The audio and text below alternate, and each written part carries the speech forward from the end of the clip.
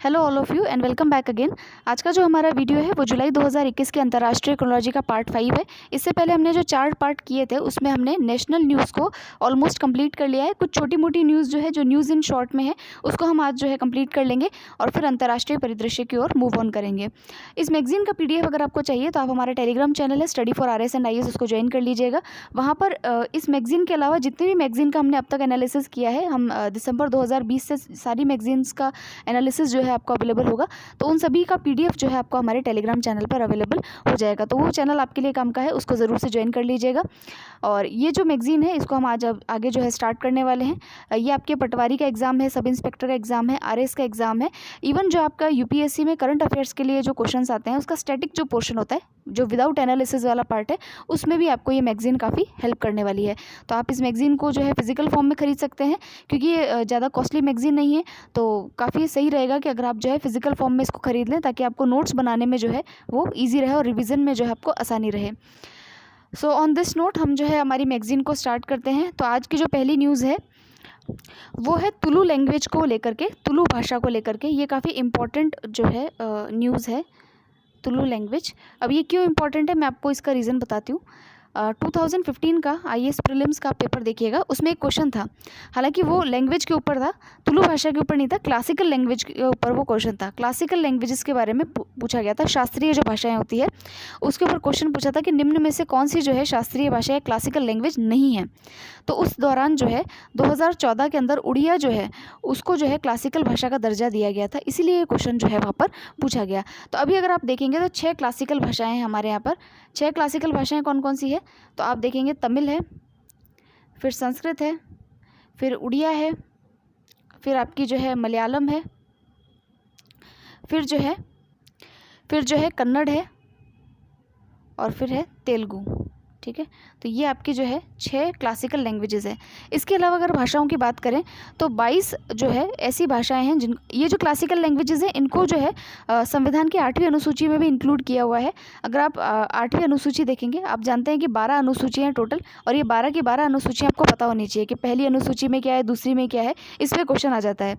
तो जो 8वीं अनुसूची है उसके अंदर 22 भाषाओं का उल्लेख है। उन 22 भाषाओं में जैसे कि आपकी कश्मीरी है, डोंगरी है, सिंधी है, गुजराती है, ये मलयाली है, कन्नड़ है। अच्छा, इसका एक बार एक चीज़ ये भी देख लेते हैं कि ये जो मलयालम है, कन्नड़ है, तेलुगु है, इसका कन्फ्यूज़न रहता है। तो देखिए, ये जो हमारा इंडिया है, तो केरला में जो भाषा बोली जाती है उसको बोलते हैं मलयालम। ठीक है, आंध्र प्रदेश में जो बोली जाती है उसको बोलते हैं तेलुगु। ठीक है, तमिलनाडु में जो बोली जाती है उसको बोलते हैं तमिल, और कर्नाटक में जो बोली जाती है उसको बोलते हैं कन्नड़, और महाराष्ट्र के तो पता ही है मराठी होती है। तो ये भी 22 भाषाओं के अंदर इसका भी उल्लेख है। तो ये जो लैंग्वेजेस है इसका थोड़ा आप ध्यान रखिएगा, कौन सी लैंग्वेज कहाँ की है। तो तुलु भाषा जो है ये कर्नाटका में बोलने जाने वाली जो है भाषा है, और इसके जो बोलने वाले जो लोग हैं वो काफ़ी कम रह गए हैं, लेकिन ये जो है द्रविड़ जो भाषा है वहाँ की, उसके परिवार का ही एक पार्ट है। ठीक है, तो इसका साहित्य भी हम अवेलेबल है। तो इसलिए कहा जा रहा है कि इसके प्रोटेक्शन के लिए इसको जो है संविधान की 8वीं अनुसूची के अंदर राजभाषा का दर्जा देने, और फिर जो है संविधान की 8वीं अनुसूची के अंदर शामिल करने का जो है लोगों ने जो है सरकार को प्रस्ताव भेजा है। अब देखिए, तुलु भाषा जो है एक द्रविड़ भाषा है जो मुख्य रूप से कर्नाटक के 2 तटीय जिलों दक्षिणी कन्नड़ और उडुपी और केरल के कासरकोड जिले में जो है वो बोली जाती है। तो ये इंपॉर्टेंट है, ये क्वेश्चन पूछा जा सकता है कि ये बोली कहाँ पर बोली जाती है। तो 2 तो कर्नाटक के हैं जिले, और एक केरला का है कासरकोड, वहाँ पर जो है बोली जाती है। ये UPSC के लिए भी काफ़ी इंपॉर्टेंट क्वेश्चन है, UPSC के लिए ही इंपॉर्टेंट है, ऐसे क्वेश्चन वहीं पूछे जाते हैं। फिर है रॉबर्ट कॉल्डवेल जो है, उन्होंने अपनी एक किताब थी a comparative grammar of the Dravidian या South Indian family of languages में तुलु को द्रविड़ भाषा परिवार की सबसे विकसित भाषाओं में से जो है एक बताया था। ठीक है, नेक्स्ट हम चलते हैं, भारत का वर्ल्ड बैंक के साथ में समझौता हुआ है। तो ऐसा ही एक समझौता मेघालय के लिए हुआ था जो हमने पिछली बार देखा था, और ये समझौता अभी जो है मिज़ोरम सरकार का और भारत सरकार और विश्व बैंक का हुआ है, जो कि मिज़ोरम के अंदर जो है प्रबंधन क्षमता, स्वास्थ्य की सेवाएं और गुणवत्ता में सुधार के लिए जो है 32 मिलियन अमेरिकी डॉलर की मिज़ोरम स्वास्थ्य प्रणाली सुदृढ़ीकरण योजना को जो है इसमें हस्ताक्षर किए गए हैं। तो हालांकि पूरी योजना हमको नहीं पढ़नी है, लेकिन हमको ये पता होना चाहिए कि जो नॉर्थ ईस्ट है उसके डेवलपमेंट के लिए जो है वर्ल्ड बैंक के साथ में भी समझौते हुए हैं, जो हाल ही में मेघालय और मिज़ोरम के साथ में किए गए हैं। फिर नेक्स्ट है जैन गार्डन और काइजन एकेडमी। अब ये क्या है, जैन गार्डन का क्या मतलब है और काइजन एकेडमी का क्या मतलब है। देखिए, ये जो ज़ेन है, ठीक है, और ये जो काइज़न है, तो ये ज़ेन और काइज़न दोनों जापान से संबंधित है। जापान के अंदर जो है महायान बुद्धिज़्म का फॉलोअर्स ज़्यादा हैं। महायान बुद्धिज़्म के दो रूप हैं, हीनयान और महायान। तो हीनयान में आपको पता ही है कि वो लोग जो है रिचुअल्स की पूजा करते हैं, जैसे कि जो है कर्म कांडों को ज़्यादा मानते हैं, और ऑर्थोडॉक्स टाइप के यानी कि परंपरागत जो चीज़ें हैं उनको ज़्यादा मानते हैं। लेकिन महायान जो है वो थोड़े से डेवलप्ड हैं और वो मेडिटेशन पे ज़्यादा ध्यान देते हैं, ठीक है। ये जो ज़ेन की जो स्टोरियाँ हैं ये आपको जो है यूट्यूब पे भी काफ़ी मिल जाएंगी। तो ये जो ज़ेन का मतलब होता है यहाँ पर मेडिटेशन, ठीक है, और काइज़न का मतलब होता है कंटिन्यूसली एफर्ट करना, कंटिन्यूस इम्प्रूवमेंट। इसका मतलब होता है कंटिन्यूस इम्प्रूवमेंट। तो जो जापानीज़ लोग हैं उनका वर्क कल्चर काफ़ी अलग है, वो कार्य करने की उनकी प्रणाली काफ़ी अलग है, और जापानीज़ लोग काफ़ी ऑर्गेनाइज भी हैं, ठीक है। वहाँ कहते हैं कि 5 साल तक के जो बच्चे होते हैं, 5th क्लास तक के जो बच्चे होते हैं, उनको तो सबसे पहले यही सिखाया जाता है कि डिसिप्लिन में कैसे रहना है, ठीक है। एक राष्ट्र के रूप में अगर देखा जाए, जैसे कि अगर हिंदुस्तान है तो हम इंडिविजुअली काफ़ी ग्रो करते हैं, हम एक व्यक्ति जो है वो काफ़ी आगे तक जाता है, जैसे कोई ओलंपिक में चला गया, एक आदमी चमक गया, ठीक है। लेकिन वो जापान जो है वो एज अ नेशन एक राष्ट्र के रूप में जो है काफ़ी डिसिप्लिन्ड वे में कार्य करता है। तो अब यहाँ पर अगर हम देखें तो ये जो हमारे प्रधानमंत्री हैं और जो जापान के प्रधानमंत्री हैं, उन दोनों के बीच में जो है इसका एक समझौता ज्ञापन पर हस्ताक्षर हुए हैं, ठीक है। तो उसमें ये क्या करेंगे कि ज़ेन और जो काइज़न प्रणाली है, तो ये ज़ेन प्रणाली तो हमारे भारत की योगा से मैच करती है, और जो काइज़न प्रणाली है वहाँ की, उसको जो है भारत में भी लेकर के आया जाएगा, जिससे कि जो है हमारे यहाँ का वर्क कल्चर जो है उसमें इम्प्रूवमेंट आ सके, जापानीज़ टेक्नोलॉजी जो है वो हमारे यहाँ पर भी लाई जा सके। इसीलिए जो है ये संस्कृतियों के आदान प्रदान के लिए जो है एक समझौता हुआ है, ठीक है। फिर नेक्स्ट है, गोवा देश का पहला रेबीज़ मुक्त राज्य जो है वो घोषित हुआ है। तो ये एक नॉर्मल न्यूज़ है।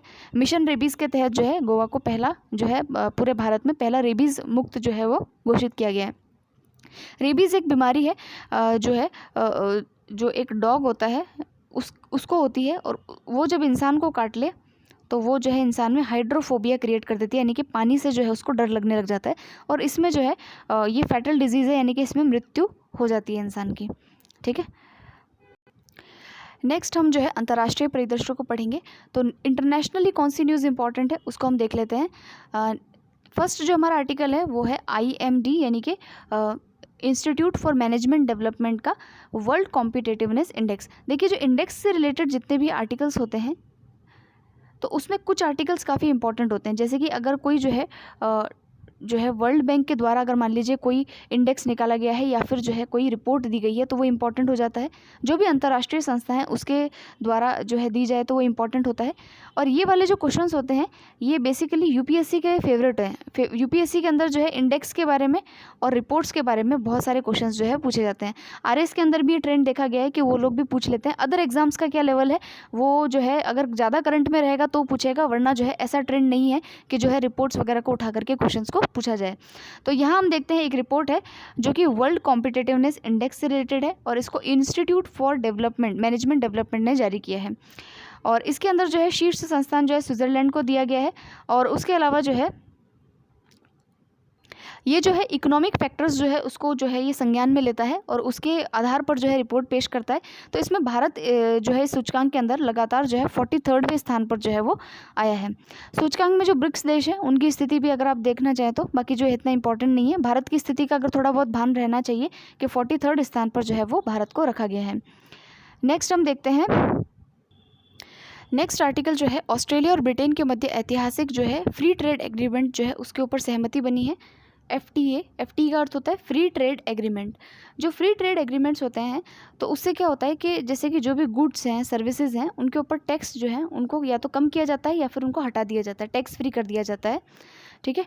तो यहाँ पर जो ऑस्ट्रेलिया और यूनाइटेड किंगडम के बीच में हुआ है तो इससे क्या होगा कि जो पैसिफिक जो देश हैं उनके बीच में जो है सहयोग बढ़ेगा। और इसको जो है ऑस्ट्रेलिया और ब्रिटेन के मध्य ऐतिहासिक मुक्त व्यापार समझौते को तेजी से बढ़ते भारतीय प्रशांत क्षेत्र जिसमें भारत भी आता है का प्रवेश द्वार की भी संज्ञा दी है, क्योंकि इससे क्या होगा कि जो है व्यापार बढ़ेगा और जो है नौकरियां और व्यवसाय जो है उसके अंदर भी जो है वो इसको भी बूस्टअप मिलेगा, ठीक है। इस समझौते ने यूनाइटेड किंगडम के लिए परिप्रशांत क्षेत्र के लिए व्यापक और प्रगतिशील समझौते Comprehensive and Progressive Agreement for Trans Pacific Partnership यानी CPTPP का सदस्य बनने का मार्ग भी जो है वो प्रशस्त कर दिया है। ठीक है, तो ये जो पैसिफिक जो प्रशांत महासागर के नज़दीक जो देश हैं उनके अंदर सहयोग से संबंधित जो है ये एग्रीमेंट है, और उसके अंदर जो है ऑस्ट्रेलिया जो ब्रिटेन है वो भी शामिल होने के लिए इसका भी मार्ग जो है वो प्रशस्त हो गया है। ठीक है, नेक्स्ट हम देखते हैं सीप्री ईयर बुक 2021 जो है वो जारी की गई है। इसकी जारी करने वाली संस्था है Stockholm International Peace Research Institute, जिसका शॉर्ट फॉर्म है सीप्री। इसी ने अपनी ईयर बुक जो है वो जारी की है। तो ये जो है स्वीडिश थिंक टैंक जो है यानी स्वीडन का जो थिंक टैंक है सीप्री, इसके द्वारा इस ईयर बुक की रिपोर्ट में हथियारों, निरस्त्रीकरण और अंतर्राष्ट्रीय सुरक्षा की वर्तमान स्थिति का जो है वो आकलन किया गया है। तो ये जितने भी आर्मामेंट्स होते हैं, जो आधुनिक उपकरण जो होते हैं युद्ध के लिए, हथियार जो होते हैं, उनके बारे में ये अपनी रिपोर्ट देता है। और इस रिपोर्ट के अनुसार अगर हम देखें तो 90% जो परमाणु हथियार हैं वो अभी USA और रशिया के पास में है। और अगर एशिया की बात करें तो सबसे ज़्यादा जो है चाइना के अंदर है, फिर जो है भारत के अंदर है, और फिर पाकिस्तान के अंदर है। ठीक है, तो ये जो है यहाँ पर इसके बारे में यहाँ पर डिटेल दे रखी है। ये तो परमाणु परीक्षण के ऊपर है कि चाइना ने फर्स्ट परमाणु जो परीक्षण है वो कब किया था, भारत ने कब किया था, और अस्त्रों की संख्या दे रखी है। तो सबसे ज़्यादा जो है अमेरिका और रशिया के पास में है, और फिर देखेंगे तो चाइना के बाद में भारत है, और फिर पाकिस्तान है। ठीक है, फिर जो नेक्स्ट है, तो देखिए नेक्स्ट है 5 नए देशों का संयुक्त राष्ट्र सुरक्षा परिषद के अस्थायी सदस्य के रूप में चयन हुआ है, यानी कि टेम्पररी जो इसमें मेंबर्स होते हैं। जो संयुक्त राष्ट्र है उसकी जो सिक्योरिटी काउंसिल होती है उसमें 15 सदस्य होते हैं। तो उसमें से 5 सदस्य तो जो हैं वो परमानेंट होते हैं, जिसके के अंदर UK है, USA है, रशिया है, उसके अलावा चाइना है, फ्रांस है, ये तो जो इसके परमानेंट मेंबर्स होते हैं। और 10 जो होते हैं वो इसके नॉन परमानेंट मेंबर्स होते हैं, जिनको कि हर 2 साल के भीतर जो है उनको चुना जाता है। तो इस बार जो 5 सदस्य जो हैं वो चुने गए हैं, उनका नाम है घाना, गेबॉन, UAE जिसको संयुक्त अरब अमीरात कहते हैं, अल्बानिया और ब्राज़ील। ठीक है, तो इनको जो है अभी नियुक्ति मिली है। तो 2 साल के लिए जो है ये सदस्य चुने गए हैं, अस्थायी सदस्य के रूप में इनका चुनाव हुआ है। तो अगर हम देखें कि ये जो अस्थायी सदस्य हैं, इसमें अल्बानिया एकमात्र ऐसा सदस्य देश है जो अब से पहले कभी भी जो है सुरक्षा परिषद का जो है सदस्य नहीं रहा है। नेक्स्ट आर्टिकल हम देखेंगे। अब ये जो क्वेश्चन है ये आपके पर्सन इन न्यूज़ जो पूछा जाता है, जो कि स्पेशली जो अदर एग्ज़ाम्स होते हैं, जैसे कि RPSC के अदर जो एग्ज़ाम्स होंगे, जैसे कि सब इंस्पेक्टर वाला एग्ज़ाम हो गया, पटवारी वाला हो गया, या फिर बैंकिंग के एग्ज़ाम्स हो गए, या SSC वगैरह के एग्ज़ाम्स हो गए, वहाँ पर इस प्रकार के क्वेश्चन जो है ज़्यादा पूछे जाते हैं। RPSC जो RAS का जो है उसके अंदर ऐसे प्रश्न जो है नहीं पूछे जाएंगे, लेकिन अदर एग्ज़ाम्स के लिए इंपॉर्टेंट है। तो देखिए इब्राहिम राइसी जो हैं वो ईरान के नए जो है राष्ट्रपति जो है वो निर्वाचित हुए हैं। इससे पहले जो है हसन रूहानी थे, उनका स्थान इन्होंने लिया है। ये भी एक उदारवादी नेता है, लिबरलिस्ट नेता है, और इन्होंने जो है अभी चुनाव जो संपन्न हुए हैं उसके अंदर जो है इन्होंने जो है बहुमत हासिल करके स्थान प्राप्त किया है। और इनके बारे में ज़्यादा जानने की तो हमें कोई आवश्यकता है नहीं, तो बेसिक सी बातें हैं। फिर है नफ्ताली बेनेट, ये इजराइल के नए प्रधानमंत्री बने हैं, ये भी इम्पॉर्टेंट है। जो बेंजामिन नेतन्याहू है उनके जगह पर जो है ये इनको नफ्ताली बेनेट जो है उनको बनाया गया है प्रधानमंत्री। और ये जो है इसमें एक और इम्पॉर्टेंट चीज़ है। पहली चीज़ तो ये कि इनको जो है काफ़ी कम जो है वोटों के साथ में इनको चुना गया है। दूसरी, इजराइल की जो संसद है उसको नेसेट कहते हैं, ये भी आप याद रखिएगा। इजराइल की जो संसद है उसको क्या कहा जाता है, नेसेट। इसकी स्पेलिंग के से स्टार्ट होती है, के साइलेंट होता है उसमें। अगर एक क्वेश्चन पूछा गया था कि जो अमेरिका है उसकी संसद को क्या कहा जाता है, तो अमेरिका की जो संसद है उसको कांग्रेस कहा जाता है। ठीक है, ये ध्यान में रखना है हमको। फिर नेक्स्ट है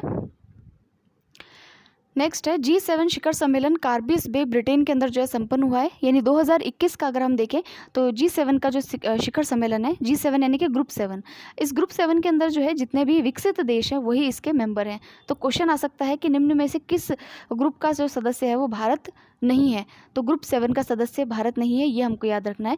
भारत जिसका सदस्य हो वो ग्रुप हमेशा याद रखने चाहिए, जैसे कि ब्रिक्स हुआ, सार्क हुआ, है ना, जैसे और भी सारे ग्रुप्स है, ईस्ट एशिया काउंसिल है, तो इन सारे ग्रुप्स के नाम हमको याद होने चाहिए जिसमें भारत एक सदस्य के रूप में है।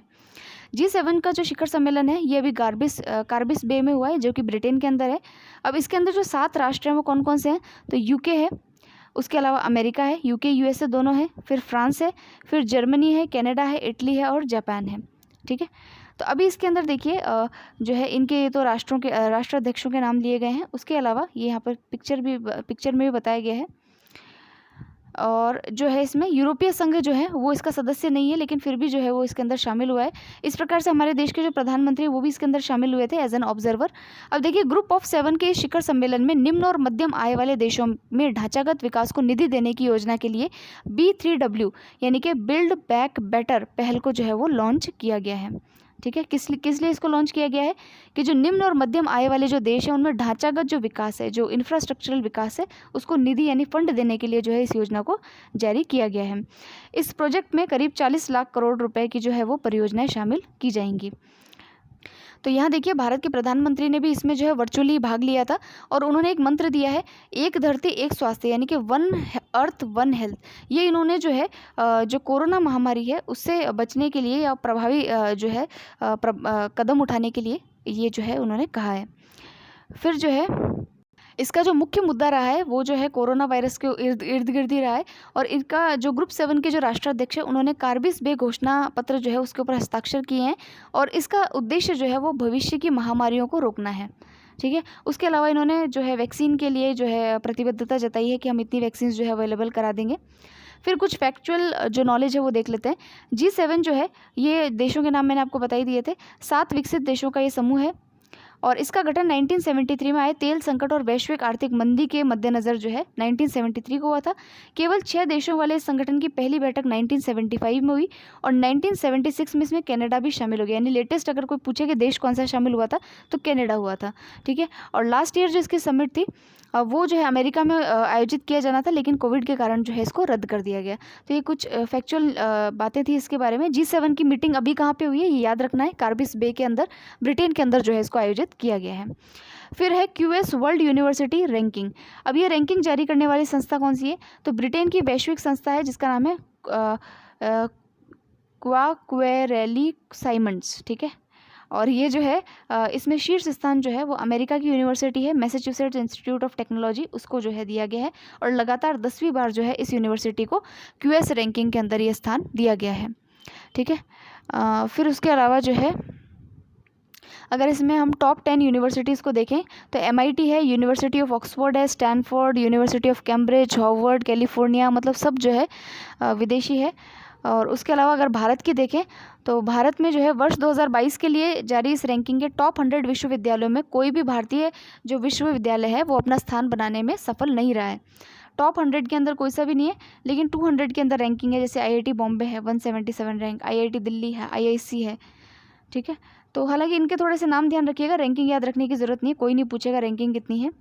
थोड़ा सा नाम ध्यान होना चाहिए कि हमारी ये यूनिवर्सिटीज़ जो है वो काफ़ी इंपॉर्टेंट है, जैसे कि रुड़की IIT है, गुवाहाटी, दिल्ली यूनिवर्सिटी, JNU, ये इंपॉर्टेंट है। तो 22 भारतीय संस्थाओं ने शीर्ष 1000 विश्वविद्यालयों की सूची में जो स्थान बनाया है। जो JNU है उसने पहली बार QS वर्ल्ड रैंकिंग में शीर्ष 1000 सूची में प्रवेश लिया है। IISc को QS रैंकिंग में रिसर्च के लिए विश्व भर में जो है प्रथम स्थान मिला है। ठीक है, IISc जो है कहाँ पर है, बेंगलुरु के अंदर है। इसको जो है रिसर्च के लिए पूरे वर्ल्ड में फर्स्ट जो है पोजीशन मिली है। फिर देखिए नेक्स्ट जो न्यूज़ है वो है डेनमार्क को लेकर के। डेनमार्क ने जो है अभी international solar alliance framework agreement जो है उसको जो है समर्थन दिया है और उसके ऊपर हस्ताक्षर किए हैं। आप जानते हैं कि जो इंटरनेशनल सोलर अलायंस है ये 121 देशों का जो है समूह है, जो कि कर्क रेखा और जो मकर रेखा है उसके बीच वाले देश है, जहाँ पर सूर्य की किरणें जो है वो सीधी पड़ती हैं। ठीक है, तो ये जो है भारत और फ्रांस के सहयोग से जो है इस गठबंधन को बनाया गया था और इसके अंदर जो है अभी डेनमार्क ने जो इसका अनुसमर्थन किया है और ये ऐसा पुष्टि करने वाला जो है इसमें पहला ऐसा देश बन गया है। तो ये थोड़ा सा हमें ध्यान रखना है। फिर नेक्स्ट हम देखते हैं। फिर देखिए चीन ने 3 से 17 साल तक की उम्र के बच्चों के लिए सिनोवैक बायोटेक की वैक्सीन के लिए इमरजेंसी इस्तेमाल की मंजूरी दे दी है। इसके साथ ही चीन 3 वर्ष की उम्र जो बच्चे हैं उनको वैक्सीन की मंजूरी देने वाला जो है पहला देश बन गया है। चीन में अब तक जो है 18 और उससे अधिक उम्र के लोगों को वैक्सीन लगाई जा रही थी, लेकिन 3 साल और उससे कम उम्र के बच्चों को भी जो है वैक्सीन लगाई गई है। सो अब हम चलते हैं नेक्स्ट जो हमारा जो पार्ट है वो है अंतरिक्ष एवं रक्षा प्रौद्योगिकी, यानी स्पेस एंड डिफेंस टेक्नोलॉजी। इसके अंदर जो हमारा पहला आर्टिकल है वो आर्टेमिस अकॉर्ड को लेकर के है।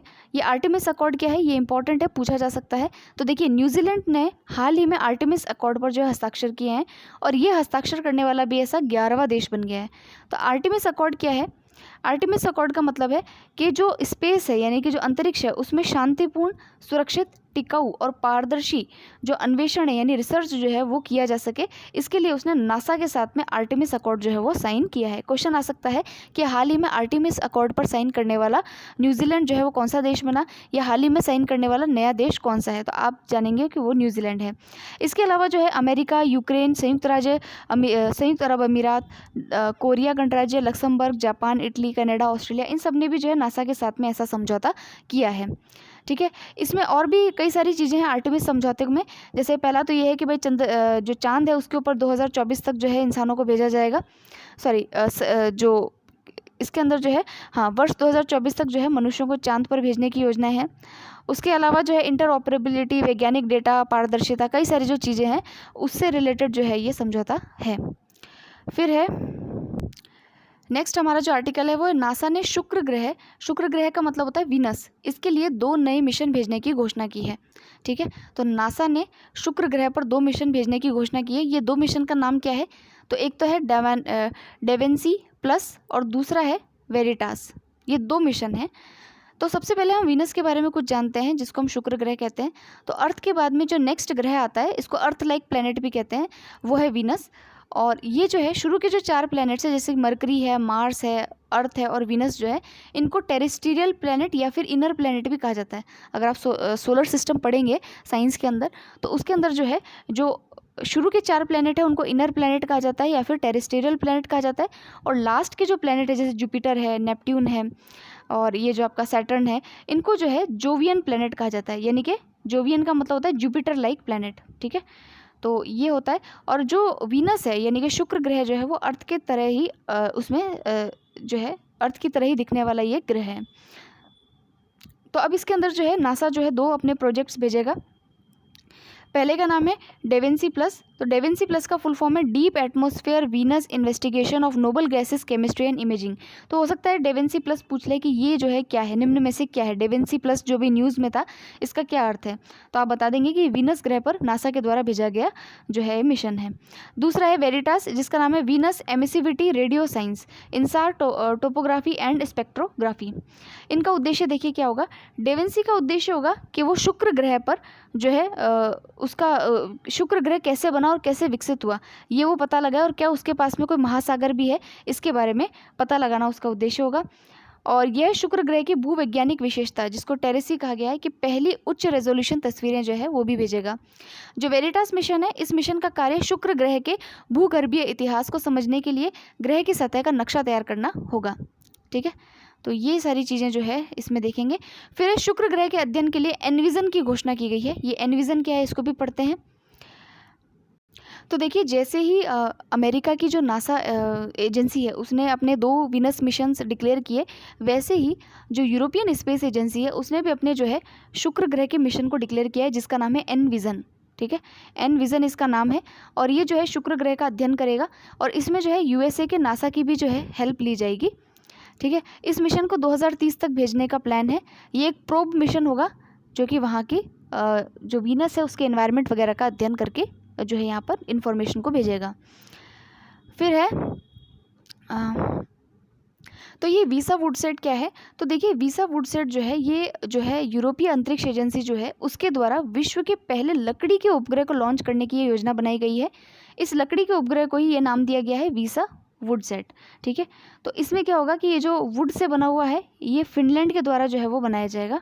फिनलैंड के द्वारा इसका डिज़ाइन किया जाएगा और इसको अंतरिक्ष में 2021 तक भेजने की इनकी योजना है। ठीक है, तो ये लकड़ी का उपग्रह जो है उपग्रह है उसको भेजने की योजना है, तो ये थोड़ा सा ध्यान में रखेंगे। फिर है रक्षा प्रौद्योगिकी यानी कि डिफेंस टेक्नोलॉजी। अब देखिए जो डिफेंस टेक्नोलॉजी है उसमें फर्स्ट न्यूज़ है ALH MK3। ये जो है एडवांस लाइट हेलीकॉप्टर्स हैं और इनको भारतीय तटरक्षक बल यानी इंडियन कोस्ट गार्ड के बेड़े में जो है औपचारिक रूप से जो है वो शामिल कर लिया गया है। हिंदुस्तान एरोनॉटिकल्स जो लिमिटेड है उसके द्वारा निर्मित जो ये आपका ALH है MK3 हेलीकॉप्टरों का उपयोग समुद्र में निगरानी और तटीय सुरक्षा के लिए जो है वो किया जाएगा और ये अगले वर्ष के मध्य तक 16 हेलीकॉप्टर्स की सप्लाई करेगा। इन हेलीकॉप्टर्स को भुवनेश्वर, पोरबंदर, कोची और चेन्नई में 4 तटरक्षक स्क्वाड्रन में तैनात जो है वो किया जाएगा।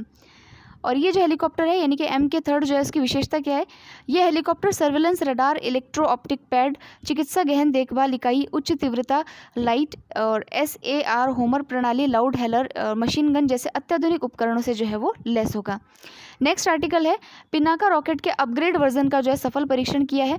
तो DRDO ने जो है उड़ीसा के तट पर एकीकृत परीक्षा रेंज जो चांदीपुर में है उसमें मल्टी बैरल रॉकेट लॉन्चर से स्वदेशी रूप से विकसित जो पिनाका है, ये क्या है, पिनाका क्या है, एक मल्टी बैरल रॉकेट लॉन्चर है, ठीक है, इसका परीक्षण किया है।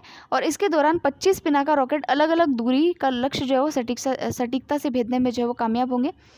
और 122 कैलिबर के पिनाका रॉकेट का ये अपग्रेडेड वर्जन जो है वो होगा, जो कि 45 किलोमीटर दूर के लक्ष्य को भी आसानी से भेज सकेगा।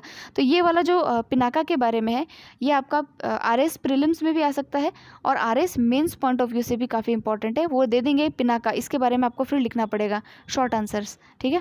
तो पिनाका का विकास देख लेते हैं। ये इस रॉकेट प्रणाली को पुणे स्थित जो है जो armament research and development establishment है और जो high energy mineral material research laboratory है नागपुर में, उसकी मदद से जो है इसको विकसित किया गया था, ठीक है। और ये जो है एक मल्टी टारगेट वाला जो है ये रॉकेट लॉन्चर है, ठीक है। तो ये इसको ध्यान में रखना है, मल्टी बैरल रॉकेट लॉन्चर है। तो ये था आज का हमारा एनालिसिस। अब हम कल जो है आर्थिक परिदृश्य और उसके बाद में प्रादेशिक परिदृश्य को कंप्लीट करेंगे। इसके शायद 4 से 5 वीडियोज़ और बनेंगे और इसमें एक टेस्ट पेपर भी है जो कि RPSC के द्वारा लिया गया था, हम उसको भी सॉल्व करेंगे। तो मिलते हैं नेक्स्ट वीडियो के अंदर। Thank you so much all.